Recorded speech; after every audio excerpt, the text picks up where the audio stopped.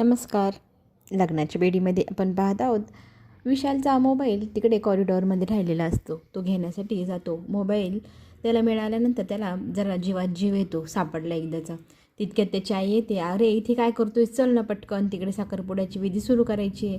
तो म्हणतो हो आई चल जाऊया. मग लपून बसलेला आयुष बाहेर येतो. त्यांनी त्याचं काम चोख पूर्ण केलेलं आहे.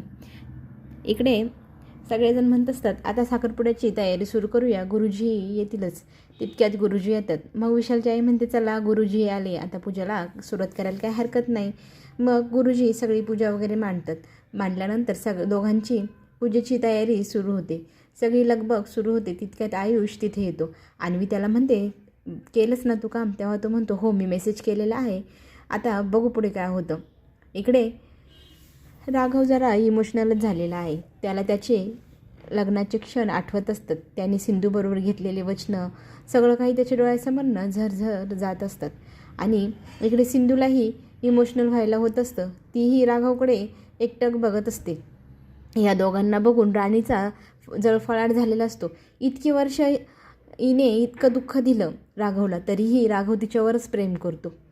इकडे अन्वी विचारते आयुषला नक्की येईल ना याची छमिया? तो म्हणतो हा येईलच, तू बघतच राहा, मेसेज केला आहे मी. मग गुरुजी म्हणता आता तुम्ही दोघांनी साखरपुड्याची तयारी सुरू करा, एकमेकांना रिंग घालायची आहे. राघव परत तेच क्षण आठवू लागतो जेव्हा त्याने सिंधूच्या हातामध्ये रिंग दिली होती आणि तिला सांगितलं होतं ही माझी प्रेमाची निशाणी आहे, ही कधीही काढायची नाही, नेहमी हातात ठेवायची.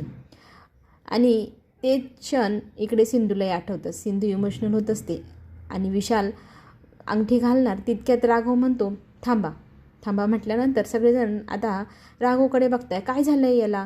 तेव्हा अन्वी म्हणते हे लग्न तसंही मोडायचं आहे, पण त्याचा ब्लेम मामावरती आला नाही पाहिजे. ती लगेच मध्ये बोलते. तितक्यात विशालही म्हणतो याला काय झालं आहे? अन्वी म्हणते मी आता एक ठरवलं आहे, लग्नाच्या आधी तुम्हाला टॅक्स द्यावा लागेल मला आणि सगळ्या लहान मुलांना 5,000 रुपये द्यायचे, तरच तुम्ही साखरपुडा करू शकता. रत्नाकर म्हणताय बेटा हे चुकीचं आहे, असं नाही करायचं. तेव्हा ती म्हणते नाही मी करणार, मला टॅक्स हवा आहे, मगच साखरपुडा होणार. विशाल लगेच 20,000 रुपये काढून अन्वीच्या हातात टेकवतो. आता आम्ही साखरपुडा करू का असं म्हणतो. मग राघवच्या पायाजवळ पडलेले रिंग राघव उचलतो, सिंधूच्या हातामध्ये नेऊन देतो. सिंधूला बघत असतो. सिंधू ती रिंग जोरात हातात आवळते आणि तीच रिंग तिच्या बोटाला टोचते आणि रक्त येतं, पण कोणाचं लक्ष नसतं. ऋतुराज म्हणतो चला पटकन रिंग घाला, साखरपुडा उरकून घ्या बरं. मग सिंधू विशालच्या बोटामध्ये रिंग घालते. ते सगळं राघव बघत असतो. राघवला खूप वाईट वाटत असतं. त्याचं अंतःकरण जड होऊन आलेलं असतं. त्याला रडावंसंही वाटत असतं. मग सिंधूची बारी येते. सिंधूला तो म्हणतो हात पुढे कर. मग सिंधू हात पुढे करते. तितक्यात त्याचं लक्ष तिच्या हाताला लागलेल्या रक्ताकडे जातं. बोटाला काय लागलं आहे म्हणून तो बघतो. मग सगळेजण बघतात अरे हे तर रक्त आलं आहे, कसं लागलं? म्हणून राघव पटकन हात त्याच्या विशालच्या हातातनं खेचतो सिंधूचा आणि स्वतःच्या हातात घेतो. अन्वीला म्हणतो पटकन बॉक्स घेऊन ये. आणि मग तो तिच्या हाताला पट्टी वगैरे ड्रेसिंग करायला सुरुवात करतो. ती ड्रेसिंग करता करता सिंधू त्याच्याकडे एकटक बघत असते. दोघंजणं एकमेकांच्या डोळ्यांनी एकमेकांशी बोलत असतात. मग राघव त्याला पट्टी करून देतो. मग अन्वी म्हणते आता कसं काय होणार साखरपुडा, आता कॅन्सलच करावं लागेल, सिंधू मामीच्या हाताला इतकं लागले.